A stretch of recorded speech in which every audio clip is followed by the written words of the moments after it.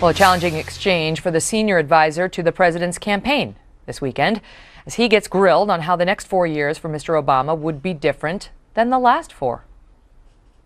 What is different about a second-term President Obama than a first term? Well, of course, you're absolutely right. The president's not satisfied. We've come a long way from when we were losing 800,000 jobs a month in January of 2009 when he took office. We've now created 5 million private sector jobs. We're net positive in terms of jobs created, but the hole was huge, and we have to not only fill that hole, but create an economy in which the middle class has a chance. And Candy, we're not going to get there by going back to the same policies that we've had before. So how are we going to get there? This top-down, we're going to do it by responsibly dealing with these deficits while leaving money to invest in those things we need to grow.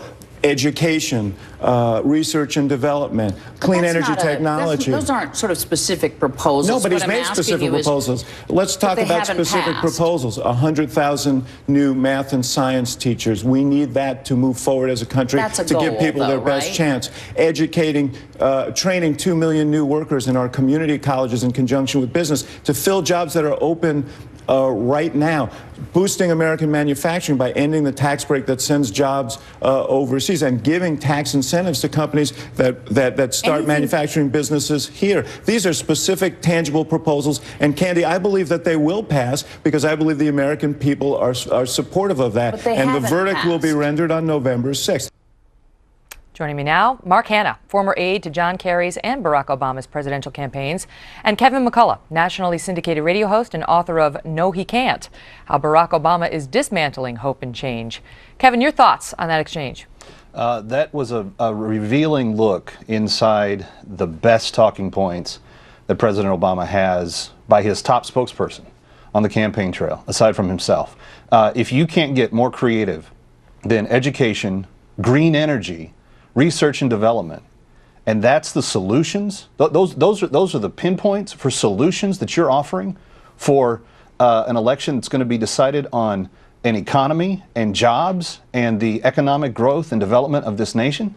Megan, that's pathetic. And I think that everyone that watched David Axelrod squirm, and Candy's not exactly a hostile host to him, saw the real lack of preparedness. I think this campaign is demonstrating that they believe they can skate through with this election and still make it through. Mark, you saw her pressing him. You know, everything he named was something they tried to pass and couldn't. So she wanted him to get specific. What's going to change? How will the agenda get through? How will it change so it can get through next time around? Did you hear an answer to that? Sure. I mean, I think the reason Candy Crowley is hosting and has been selected by the Debate Commission to be the first woman to moderate a presidential debate is because she's as intrepid as she just showed off there. Although, Megan, I want to be the first to say that I thought you perhaps could have been the first Thanks, woman to Mark. host a Go ahead and butter presidential up the anchor. debate. That does work. That's something we both agree on there, Meg. Oh, Kevin, you can have your time. No, I mean, listen.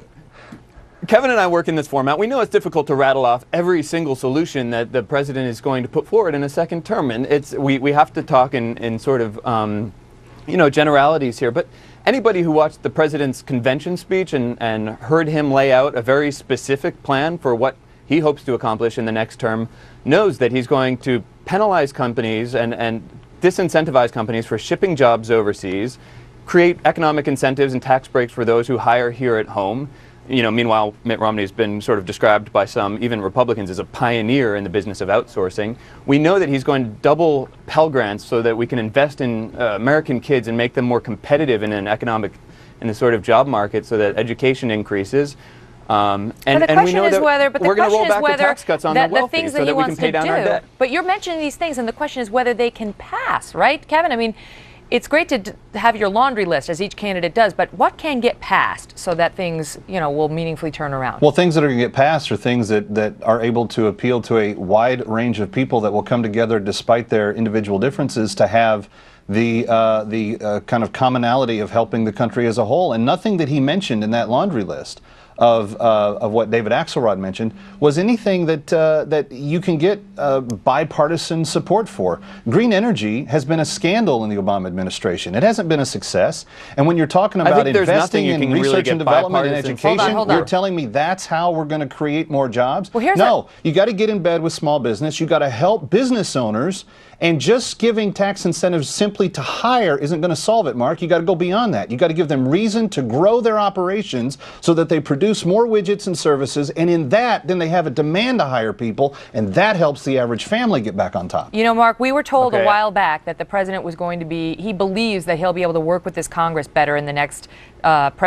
term, if he gets one, even if it's a Republican-controlled House, because he thinks people are going to have a different attitude when they come back after these elections. But listen to what President Obama was saying shortly after he was elected, when we found ourselves in the midst of one of the most contentious issues we've had in the last 4 years, and that is the debate on health care. Listen to him speaking to John McCain. Remove all the special deals for the special interests and favored few, and treat all Americans the same under provisions of the law, so that they will know that geography does not dictate what kind of health care they would receive. I thank you, Mr. President. Let me just make this point, John, because we're not campaigning anymore. The election's over. I'm reminded of that every day. So we can spend the remainder of the time with our respective talking points going back and forth. We were supposed to be talking about insurance. A lot of folks have pointed to that moment as, you know, a different type of person than was promised when he was running. He was going to reach across the aisle, he was going to work with people, but then when he got elected, it was, the election's over. And we have another clip, but we're not going to throw it, there's not enough time, but where he said, look, I won. And so there's a question about whether the American people should believe that it's going to be different in the second term. You have a Republican Congress right here where the majority leader has said explicitly that their #1 priority is to deny this president a second term in office. So we obviously have a very obstructionist Congress. There's a reason that Congress's approval rating is as low as it's ever been, and there's a reason why in a recent Fox News poll, Obama's breaking away in his lead over Mitt Romney. It's because Americans see this president as willing to cooperate, willing to negotiate. He's worked with oil and gas companies to increase, you know, we're at a 14-year high in domestic oil production. Natural gas has boomed under this president. He's proposed bipartisan solutions on a number of things. But no, there are certain things that Congress isn't going to pass in an election year. Let's keep that in mind, Got too. it. Mark, when we're Kevin, out of this thank you both so year, much. I got to run. I'm up against a hard break. Thank you.